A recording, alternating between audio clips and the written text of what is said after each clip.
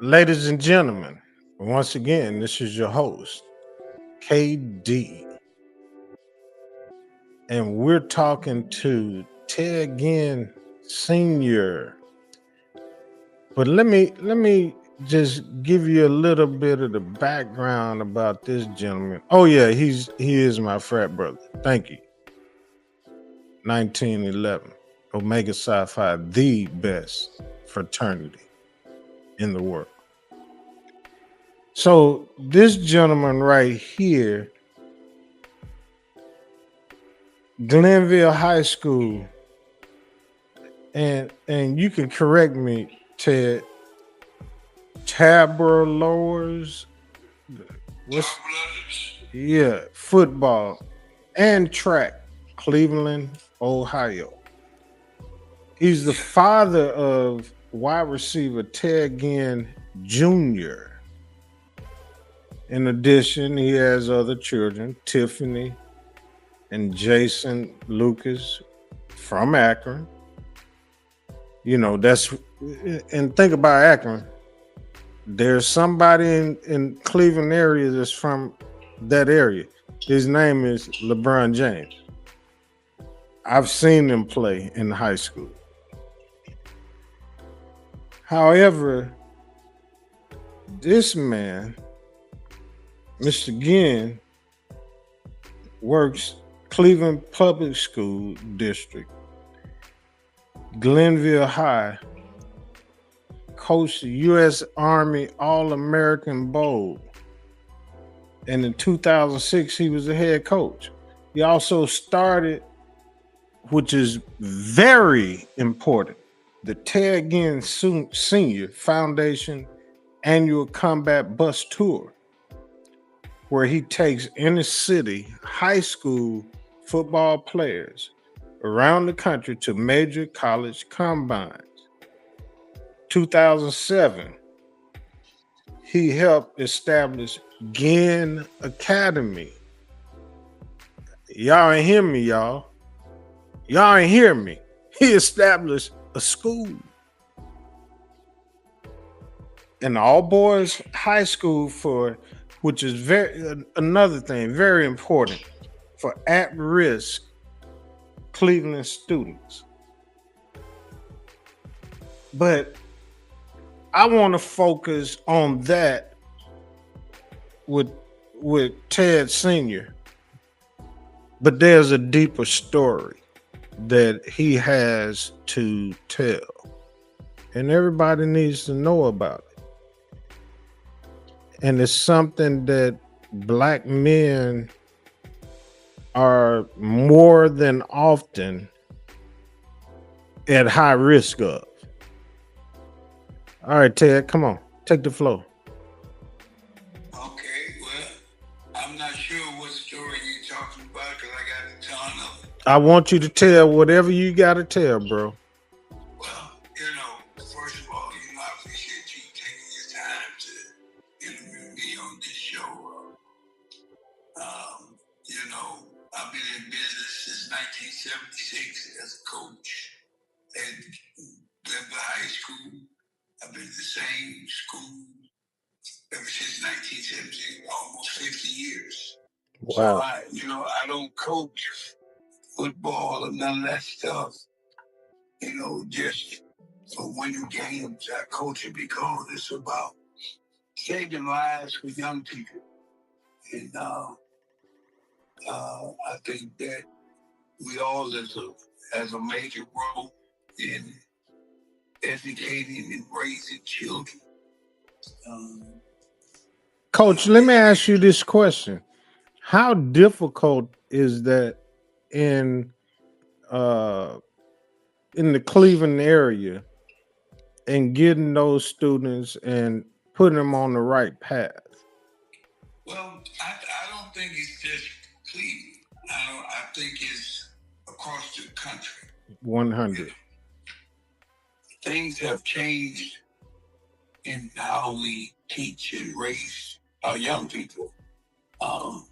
I just have an opportunity to be a coach to different sports and to have a school.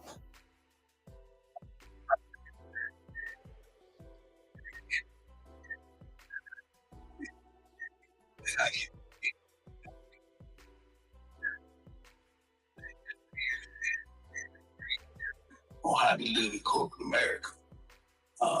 You know, the world is totally different now. What's missing in all our homes that is that we was all my age and people a little younger than me was raised by the table. Nobody is at the table with our children. The table was something that you couldn't negotiate. You ate breakfast there, you ate dinner there, and who was at the head of the table was the mother, the father, your grandparents. Mm-hmm. And that's what's missing in the world. Nobody sitting at the table, giving directions, nurturing you, protecting you, and helping you learn. You was taught at home. That's right. That's what's missing in the world. That's right. So now, with me, the Ginn Academy, football, the track is a table. And we need to set more. And at that table, I have the right to give directions, be nurturing, raising them, teaching them. And that's what it is. So we learn how in all cities we need to set tables in our communities.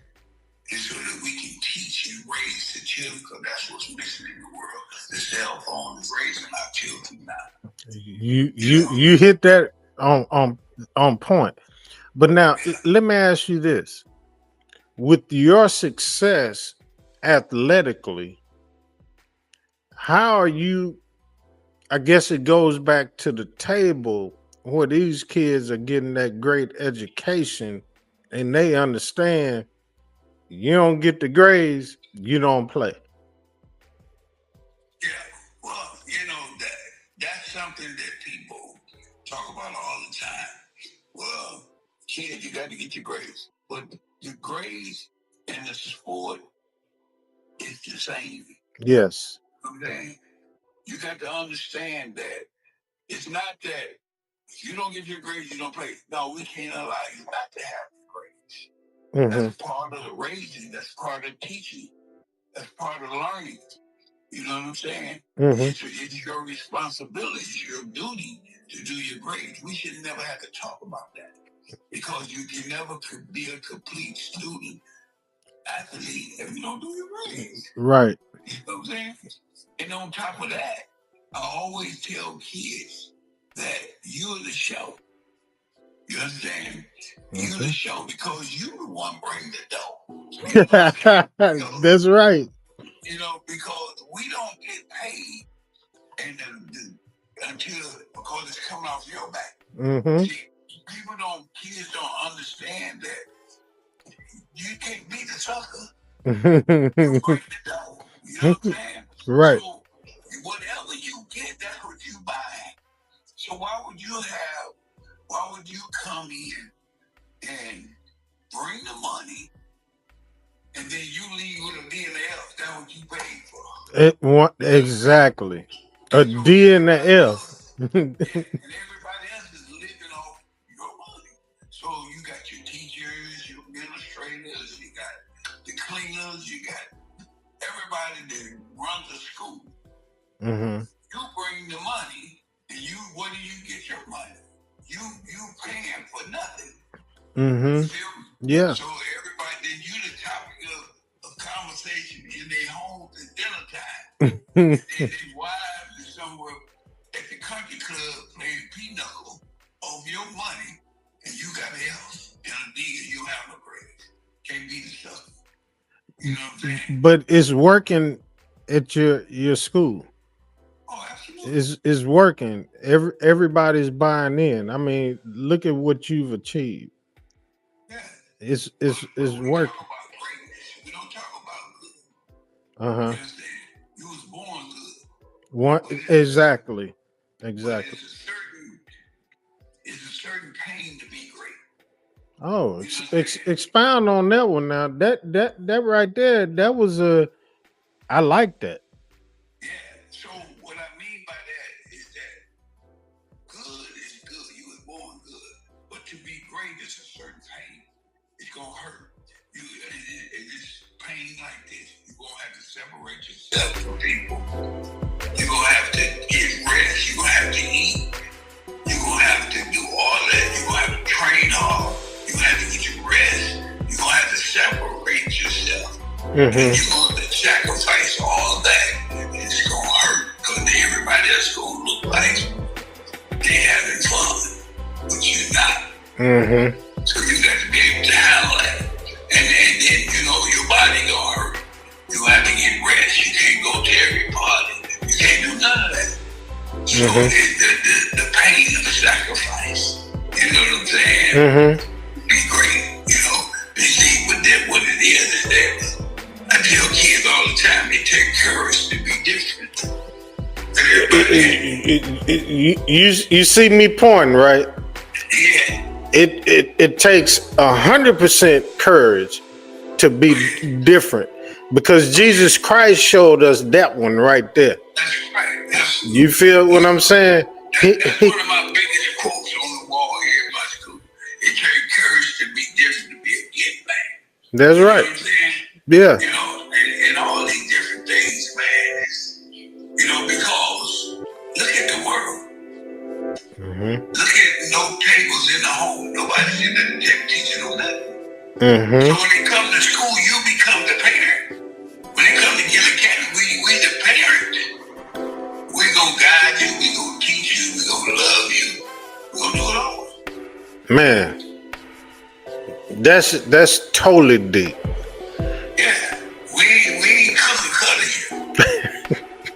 we believe in giving you individual life plan. That means is it favoritism? Yes. That means that everybody get what they need to be successful. That's favoritism. So let me ask you this. What challenges have you actually had? As far as what?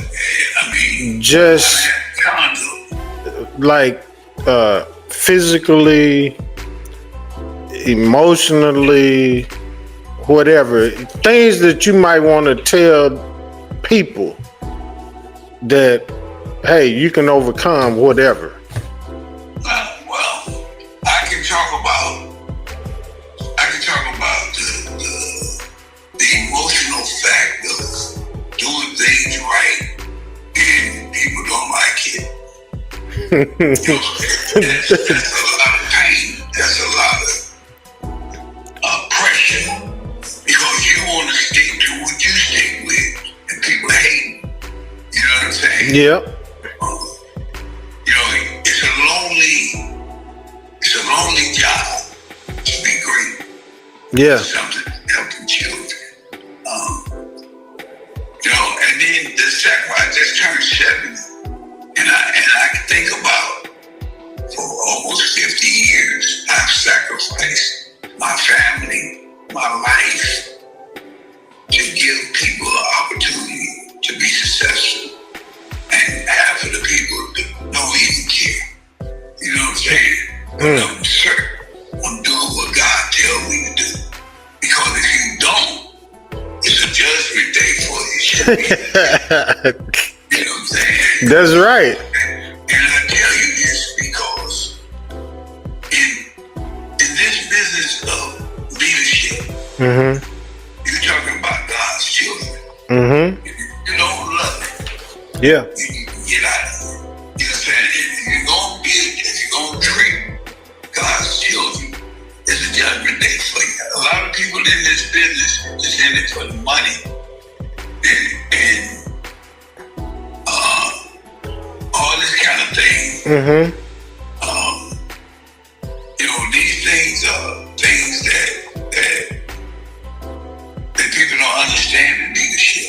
If you're a principal, if you're a pastor, if you're a coach or a teacher, all that is dangerous business, because you're dealing with people and children. And if you're not in it for the right, you have the right intent, it's a judgment day for that. And I can tell you that because I've been there.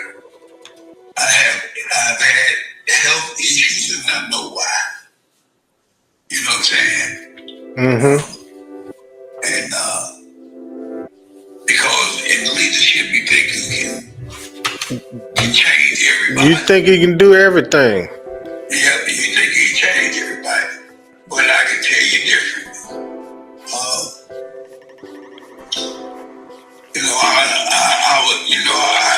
I should be dead. Why is that? Because I had something that people don't beat. I'm still living, and I had pancreatic cancer. Oh, look at here, bro. Team, my father, he passed last year. And my uncle, his brother, baby brother, he passed from pancreatic cancer. And people I don't know how, if a person beat that one right there, because as soon as they say that one, it's already a death sentence. Yeah, I already know what it is. See, 70, this is the 25% of the people that got pancreatic cancer. When they go on the table for the operation, they don't make it. 70% of the people can't make it through the recovery. Oh, okay. Okay. 5%. It's 5% survival. So why is that? What's the reason for that? I mean, they not doing the right thing if they. No, you don't die from the cancer. You die from the recovery. Oh. You see, it's the recovery, not the cancer. Mm. You understand? And because the pancreas is like a thermostat, it controls everything. The entire body. The entire body. And the recovery is tough. You're looking at somebody.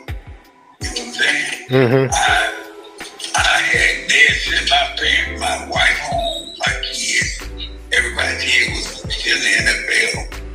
They say, I don't know why you're here. He's not going to come out of here. Straight? I was in hospital for 3 months, 60 days.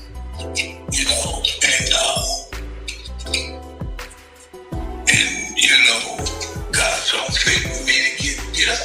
But I know I was there. I was there because of what I do for a living. I had people around me that I thought I could change. And they were around my children, and I couldn't change it.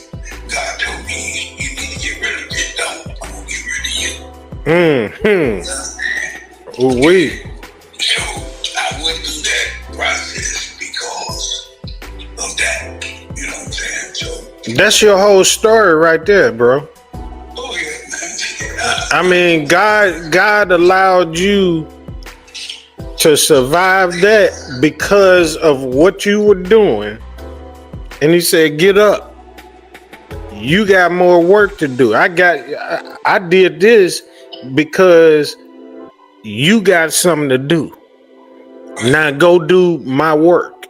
That's right. But I told you that. See, yeah. See, when people tell you that, God talks to you, if he talks to you with a voice, he talks to you in a situation and he shows you. I know that I thought I could change the people that I had around me, but I was putting myself at risk and the children. Mm-hmm. So he had to go that deep so that those people could say things out of their mouths when they thought I was going to die. You know what I'm saying? Mm-hmm. But brought me back. You understand? And I ain't no ghost. I'm not cast with a friendly devil. I'm trying to tell you. You understand? I'm who I am, and I believe it wholeheartedly. You ain't never talked to nobody. It was 20% living. I was 80% dead. And I'm here. You know what I'm saying? And how long ago was that? 2012. God, dog. Yeah. And I'm telling you this, bro. You know what I'm saying? Don't play with it. I don't play with it at all. tell people, just like now, people come want to coach with me. They bring their portfolio and all that. I don't want to see that. I don't care about that. I care about what's in your heart. What you think about children. Is you going to be obedient to the cause of what I do here. Mm-hmm. Mm-hmm. No, we handle that. Mm-hmm. But I want to know if you want to deal with the purpose here in the process of how we develop people. And that's what we talking about, the whole child. Ain't just talking about no football player. You know what? And you're in Cleveland, and you're 100% correct, because, like, I'm talking about Shadur. Hey, he just had to wait his time. I mean, it is what it is. Some of Shadur's problem is his confidence. Oh yeah, and we the confidence of his father. yeah. That's not fair. That's not right. You understand? You know, because they do what they say. And sometimes people take that as arrogance. Well, it's confidence. You know what I'm saying? Exactly. To do that kid like they did, I can't deal with that. I've been. Hey, there's no limitation. There's a gentleman for that too. Oh yeah. You know Yeah. what I'm saying? I don't care how you get it. Man, I've been watching Shadur since his freshman year at Jackson State. I graduated from Jackson State. And I'm a season ticket holder at Colorado, so I'm there quite often. And I mean, football is football. You're gonna have bad days, you're gonna have good days, you're gonna have whatever the days may be. But at the end of the day, I know why you hate on him, because he in the public eye, and look who his dad is. You know, but then he's humble enough to sit there and ride the pine and wait his turn. Yeah, he was just over here at the school last week working out in my school. And he does that. He goes. Did you see where he bought the car for that lady at the I forgot what Hyundai store? He bought a car for a lady because her daughter said something about, mom, she don't have a car, this, that, and the third, and they had a raffle and bought a car. And I got several pictures. I done been around him plenty of times. But man, you know what, bro? You an icon where you at, bro. No, I'm just saying, you an icon where you at. Everybody know you over that entire state, bro. Well, I'm just trying to do what God left this earth to. He left a gift in all of us. Jesus died, and the gift that he left was this earth. And that's what we all supposed to do. You know what I'm saying? Yep. And that's all I do every day. Straight up preach and serve and take care of them kids. That's it. Man, you're a gentle giant, and I'd love, even when I talk to you on the phone, you be like, call me. I'd be like, but I just called you. I'd be like, he's obviously busy. I know he busy, because I'd be like, I just called you. But look here, bro. I'm because I know you got to get back to it. I already know. So tell me any last words, anything you want the audience to know. I just, it could be a lot of things, man. But I think that the audience need to know this. Let's pay attention. attention to the world. Let's pay attention to our children. It's tough times for living. And if we don't have entities and tables set in our communities, in our areas for people and kids, we are part of the problem. When you hear people talking about, man, I can't stand the kids, I can't stand them. So we don't want to touch them. We don't want to be with them. But then when they do wrong and they end up in your lap, then you blame who you blame? Blame yourself. But you could have did something to change it. My biggest word that I tell people that work for me in education is, man, I'm tired. I said, well, I'll pay you to be tired. I said, but this is the deal. You understand? The biggest word is this: don't never give up. The biggest word is you never know when they're gonna flip. We. Now you got championships or some playoffs coming up, right? Yeah, I got the regional championship Friday. And then once I win that, then I got the state semis. Ooh wee. I caught some. You said you ain't say. You said once I win that, and that's right. That's that's how Q's think. It ain't no. It ain't no if. If was a fifth, we all be drunk. That's right. Wow. So you do that one. That's regional, and then what's after that? State semis the next week. Okay. Every weekend.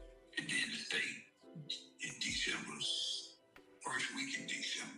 Okay. Will it be on TV? I'm in Texas, so will it be on TV or? Oh, I'm quite sure it's gonna be where you can scream. I know that. Okay. Let me know, man. All right. Hey, bro. Hey, bro. I love you, man. Love you too. You take care of yourself. And some might say, how you love somebody and you just met him? Because he's a good brother and he my frat. That's why. Friendship is essential to the soul. That's why. that's why. And if you ain't no true bruh, you cat. So that's why I can say I love this man right here. That's right. Look here. Hey, and next week, I'm gonna get with you after the game, and we can rap then, and just chop it up on, what happened in the game and what you think that could have been improved on or whatever you want to talk about. I'm. I think like this, God already know what it is. You understand? Yep. And at this point in time, it ain't about the X and O, it's about your faith. And that you do it for the glory of God. Man. I'm not doing it for nothing different. Man, you are saying so much, and I hope they paying attention because God is so good, and sometimes we don't even realize what he's already done. You be asking for this, and then all of a sudden it comes, and you're like, oh, so you were actually listening to me. Yeah. So, and people around here know my quote: if God ain't in it, you can't win it. That's right. That's right. That's right. I mean, no, you can't. You ain't winning no football game. You ain't, nothing. You see that man right there? That's my dad. And he has a whole lot of quotes that he's given me in my lifetime. And I walk in the mornings. I walk my dog, and I talked to him first, letting him know that I miss him and I love him. And I talk about sports, my team won and this, that, and other. I'd be like, I know you already know. you up there. But I still gotta tell you. And then I thank him for everything that he has done and what he's all, still doing. And then on my walk, I talk to God. But my talk is maybe different than others because I talk. I just share whatever's going on with him. And God is powerful. God is great. God is pleasing. And he is the reason for the season. And I love him so much. But I'm going to let you off. We will be talking after the game. All right. And I appreciate you, brother. I appreciate you. And like I said, love you, man. Love you too. All right. You have a good one now. You too. All right. Rude dog. Look at this man right here.